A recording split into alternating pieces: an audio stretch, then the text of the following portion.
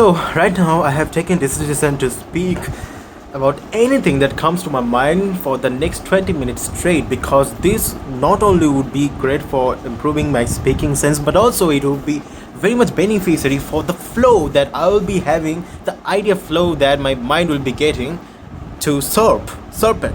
All right. Now, I before 5 minutes ago I was watching a video of Jordan Peterson, and what I did was to mimic his whole video, his whole speech about the obstacles that will come to a person's life, and he explained it so articulately, so well, with the using of analogies with swimming with sharks. Unless you look at their eyes as a predator, so there were a lot of mini topics that involved in that video. So I did was just play the video and then mimic the person's words one by one with exact pronunciation, with the exact tone, with the exact expression. And I have to do that regularly in order to gain that kind of articulation in my vocabulary. And after doing that, I again watched Shashi Tharoor's videos, and man, I can confidently say that if Shashi Tharoor read a whole book, the whole book's vocabulary would automatically improved by his reading, not the book itself. Right? So my idea is this: the videos which I have recorded until now for speaking, what I did was that my pronunciation is good. The only thing that I'm lacking right now is the speed, the time that is taken between two phases to connect, the time I'm taking to express an idea. I have to improve, I have to sharpen that idea, that speed of expressing ideas through words. And if I can make that happen, then guess what? My English will be improved to a lot extent than most of the people.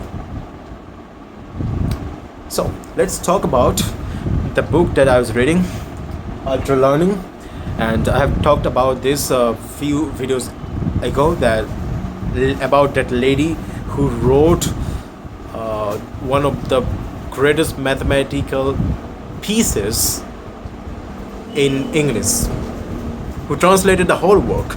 And Laplace himself commented on her work that no woman in the world understood his work other than her only.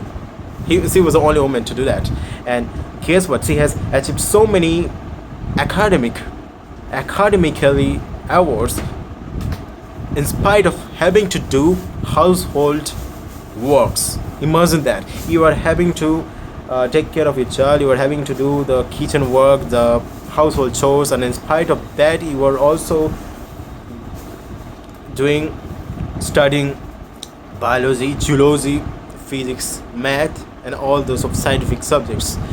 And because of that, author has depicted her lifestyle in the chapter Focus, where we often hear that geniuses like Albert Einstein often stay in solitude, and they are even expressed themselves as solitude geniuses who take away a long time alone to solve some problems, to do some equations, to do breakthrough in the field of scientific knowledge. But guess what? This lady did all of that kind of work irrespective of her household chores, her position as a lady in the society. Even society never wanted, like society hated the idea of education to a woman. But guess what? She resisted that boundary, societal boundary, and persisted to educate herself. Not only does she have her knowledge in these scientific fields, but also she can play piano, she can do some other activities also. Now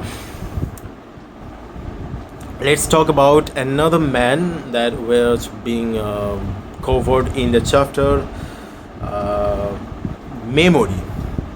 Yes, so this person was an unusual character. guess what? He was a champion of Scrabble games, the word Scrabble games. And not only did he was winning in the English Scrabble competitions, but also he was winning in the latest games of French Scrabble games.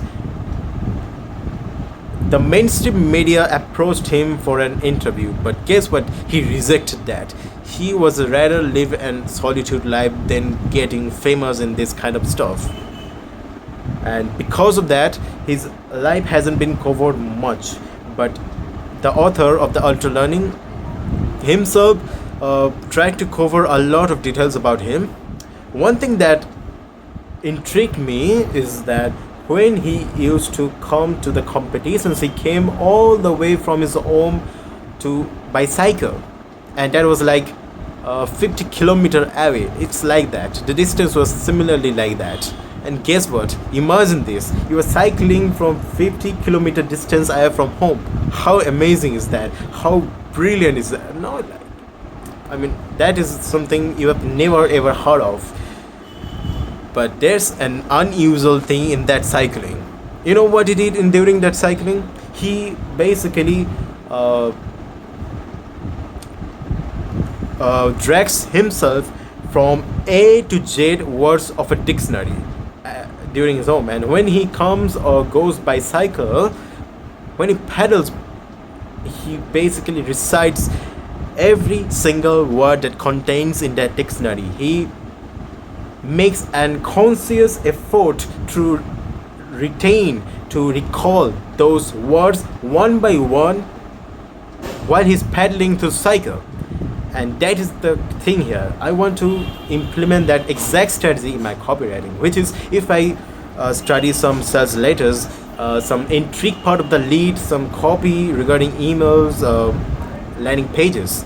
What I would do is that I would study the sales pages, the landing pages, the emails, everything about that copy, and then whenever I am sitting still or whenever I'm going out for a walk, during walking, at every and each step I could recall every words that a copy had.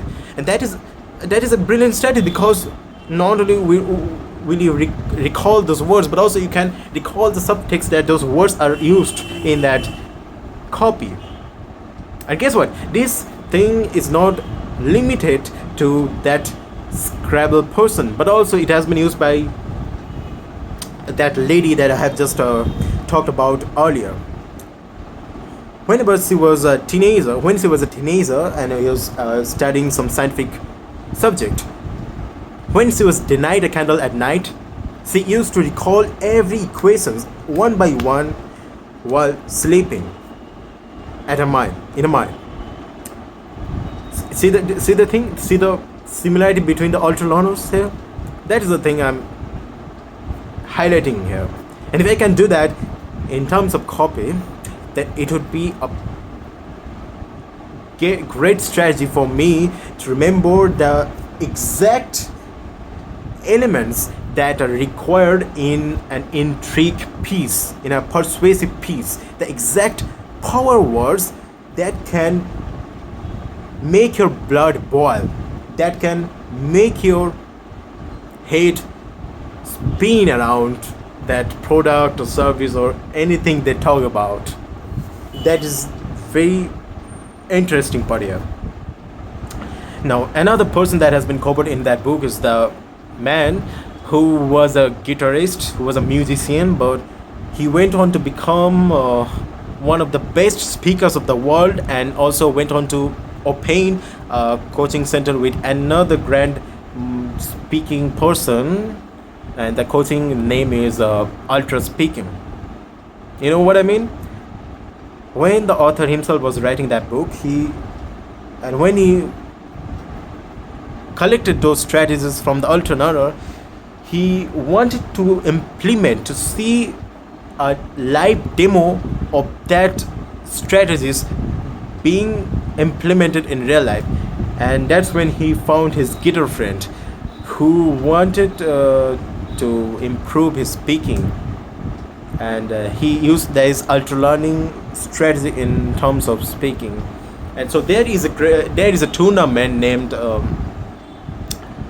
I don't remember the name, but there was this tournament, that global tournament which took place in Europe, where competitors competed with each other on the basis of speaking skills.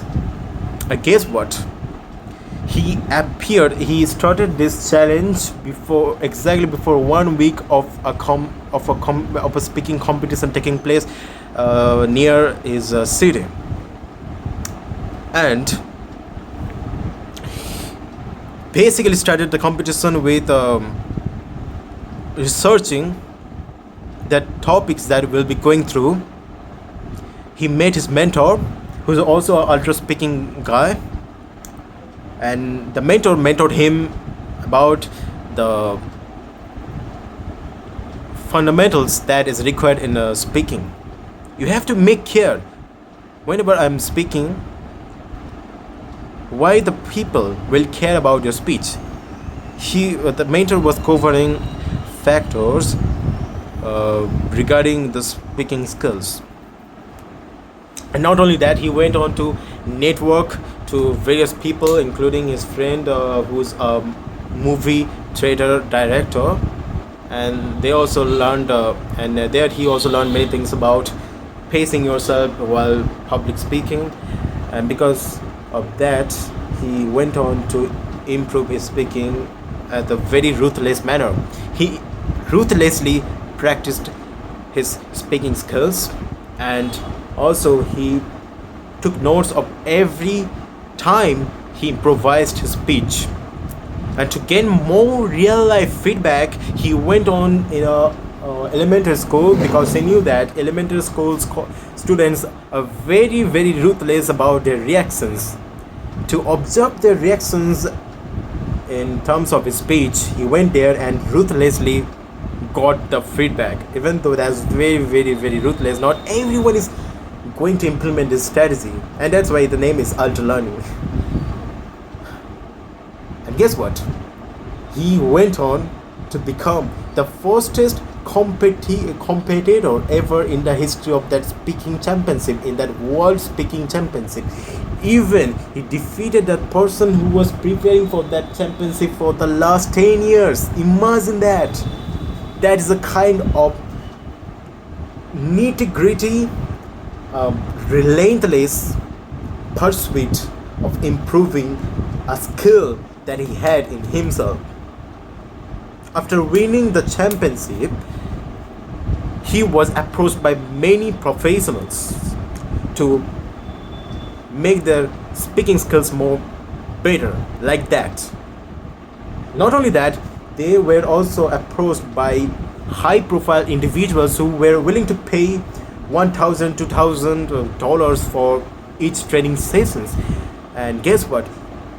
He and his coach saw an opportunity for an coaching center, and then he went on to open ultra speaking coach.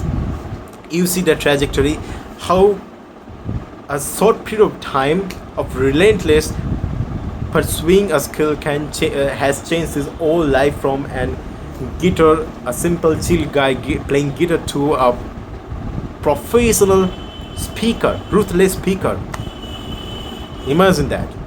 So not only he, but also there are many individuals in that book whose life experiences were covered during them learning a specific skill. So there was this another guy in the chapter 2, and the chapter 2's name is Direct.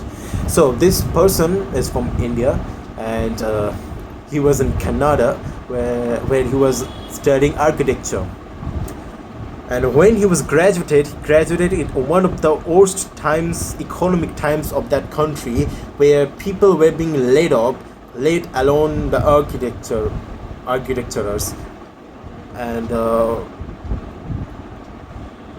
normally what happens is that architectural firms hire architecturers, and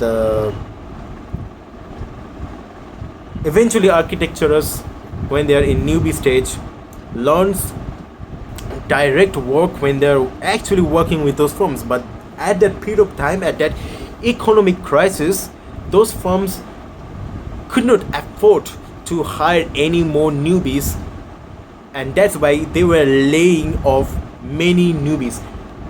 Not everyone was getting job. Almost everyone was switching their skills with something else. Some went to home, some went for higher education, some went for applied for other jobs, like ordinary jobs. But guess what Vishal did? He thought of something and then went to apply for a job at a place where the where the store directly produces architectural paper or something like that are being used in architectural firms. He went there, applied for the job, and he directly studied how those architectural papers were being made, architectural pieces, that pages were being made. And there he refined his skill of directly applying that architectural knowledge he had. The point is, no matter how many theoretical information you have about architecture, if you don't have the direct practical architectural skill, then it's useless, totally useless. And that's why he went there to acquire those skills. And he didn't stop there. He even went on to download a software at his laptop, the original software that are being used in architectural firms, and he practiced that skill of his in that software from watching videos and doing the direct work.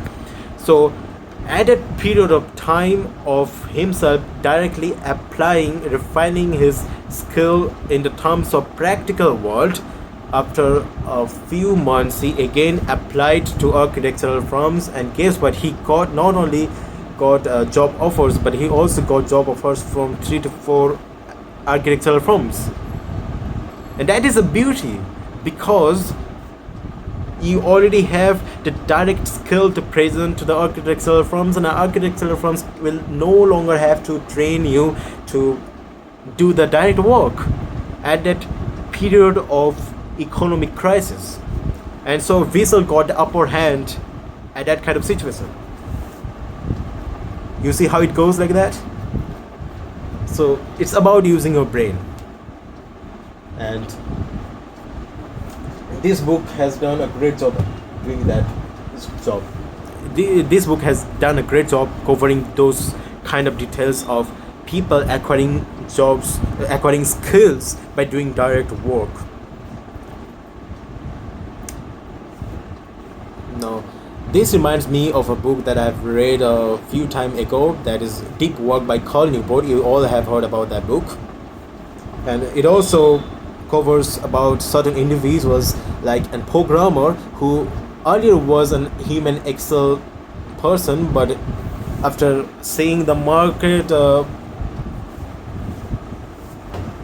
after seeing how advanced the market is getting and how automated the Excel was getting, he knew that he would be easily replaced by another guy, and that forced him to leave that job to learn computer programming.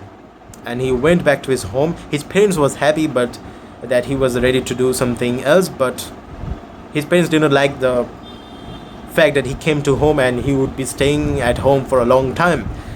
But guess what he was doing? He was cooking.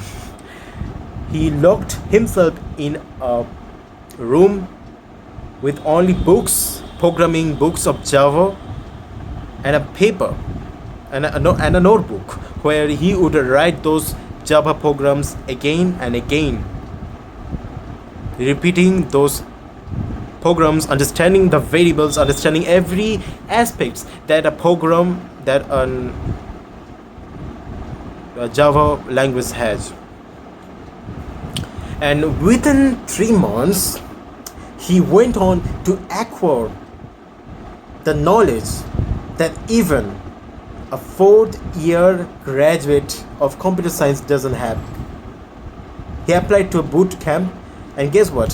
He came there and topped the whole class, and everyone was from college. But guess what? Everyone had this 4 year experience, but the person who topped the boot camp was him, who only had experience of learning Java for only 3 months.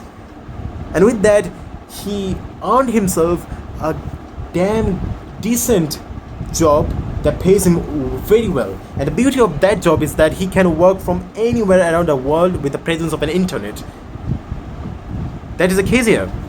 You see how beautifully these lifestyles are. Okay, I've spoken more than 20 minutes. I will review this video for my next steps. Yeah.